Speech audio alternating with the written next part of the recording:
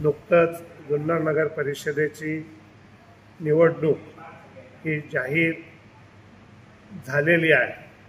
त्याचप्रमाणे ही निवडणूक जाहीर होत असताना प्रथमतः या ठिकाणी महिला ओबीसी याच्याकरता आरक्षण महिलेसाठी आलेलं आहे आणि 8 तारखेला या ठिकाणी जो ड्रॉ झाला त्यामध्ये सुद्धा अनेक महिलांसाठी हा राखीव झालेला आहे।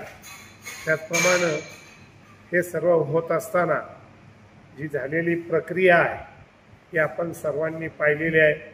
आपणापर्यंत सर्व प्रभागांची माहिती आलेली आहे, परंतु 8 तारखेला ज्या वेळेला ह्या प्रारूप याद्या प्रसिद्ध करण्यात आलेल्या आहेत त्या प्रारूप याद्या पाहिल्यानंतर असं लक्षात आलेलं आहे की त्यांनी तळपाणी न करता टेबलवर बसून या ठिकाणी फक्त रचना केलेली दिसून येत आहे। अनेक प्रभागांमध्ये या ठिकाणी ह्या प्रभागातून त्या प्रभागात टाकलेले मतदार किंवा त्या प्रभागातून ह्या प्रभागात टाकलेले मतदार अशा पद्धतीचं हे आढळून आलेलं आहे। त्याचप्रमाणे ज्यांचा जुन्नर नगर परिषदेच्या आधी संपर्क नाही असे सुद्धा काही मतदार त्या ठिकाणी निदर्शनास आलेले आहे। तर हे सर्व होत असताना माननीय मुख्याधिकारी असतील त्याचप्रमाणे त्यांच्याकडेच निवडणूक निर्णय अधिकारी म्हणून सुद्धा हा चार्ज आहे। तर या ठिकाणी प्रथमतः माननीय मुख्याधिकारी आणि निवडणूक निर्णय अधिकारी यांना आम्ही विनंती करणार आहे की आपण प्रत्यक्षामध्ये स्थळ पाहणी करून या ठिकाणी प्रत्येक वार्डामध्ये त्या ठिकाणी स्थायिक असलेल्या मतदारांची नोंदणी व्यवस्थितरित्या करून घेण्यात यावी आणि ज्या प्रभागात ज्याला आवश्यकता आहे तो त्या प्रभागात राहतो त्याच प्रभागामध्ये त्याचं नाव जाणं आवश्यक आहे। नाहीतर ऐन निवडणुकीच्या वेळेला मतदानाच्या दिवशी सर्व मतदारांची धावपळ होती आणि त्यांना त्यांचं केंद्र आणि आपलं मतदान कुठं आहे हे लवकर लक्षात येत नाही।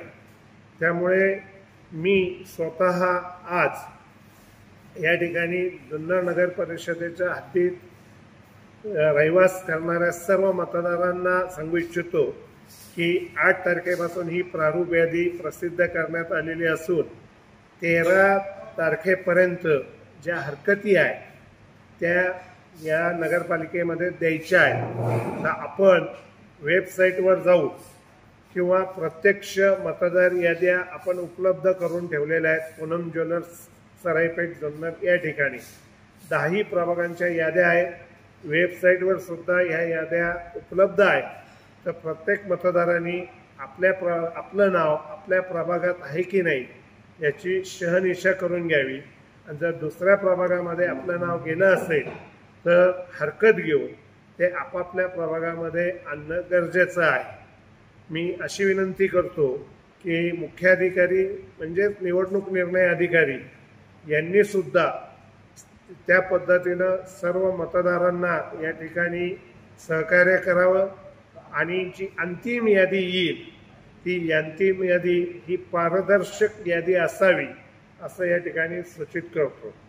दुसरा विषय जो आहे की जुन्नर नगर परिषदेमध्ये ज्यावेळेला ओबीसी महिला हे पद आरक्षित झालेलं आहे तर या पदाकरता आमच्याच कुटुंबातील कोणीही एक व्यक्ती या पदावर काम करण्यास इच्छुक आहे।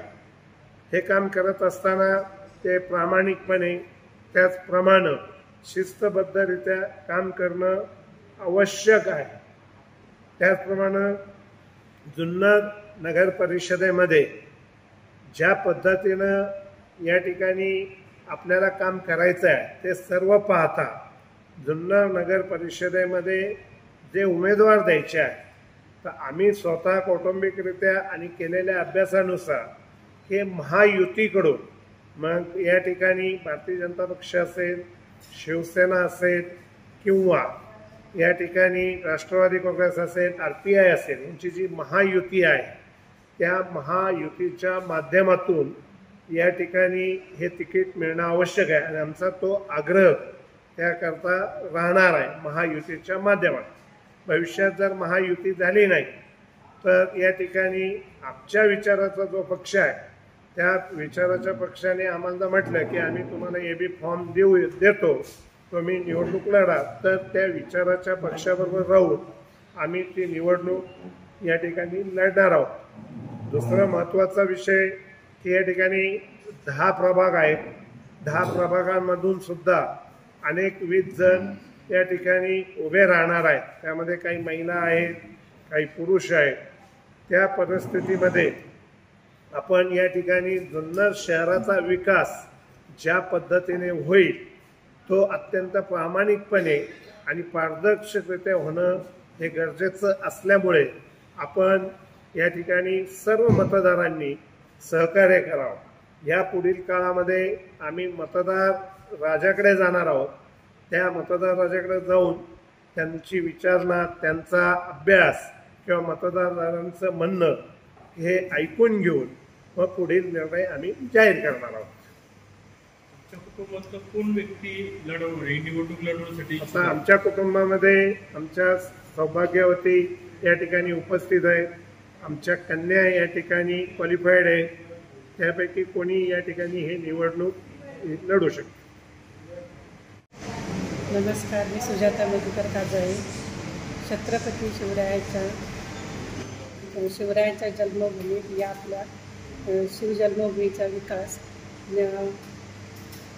पारदर्शक व प्रामाणिकपणे करण्याचा आमचा निर्धार आहे। शिवजन्मभूमीच्या सर्व मतदार यांच्या व सर्व सामाजिक संस्था मंडळ यांच्याशी चर्चा करून आम्ही कौटुंबिक निर्णय घेऊ।